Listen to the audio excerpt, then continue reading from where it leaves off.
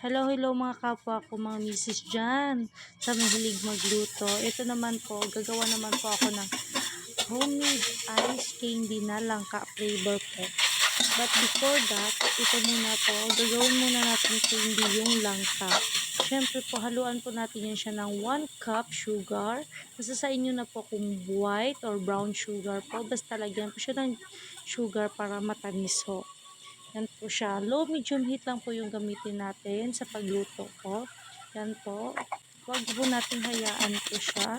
Kaya mix-mix na po natin siya. Hanggang magbo-brown na po siya. Hanggang magki-candy na po siya. Yan po.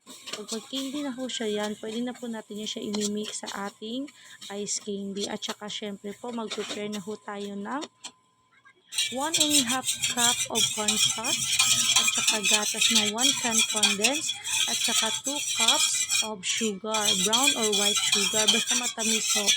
At syempre 3 liters of water ho. Yan po siya, imimix lang ho natin yun siya. Pag maluto na po siya, ilagay na po natin yung langka natin. Pagluto na yung cornstarch natin, yan po. Iti-taste po natin siya kung matamis ho. Dapat po sobrang tamis kasi ipi-freeze po natin siya. Salamat!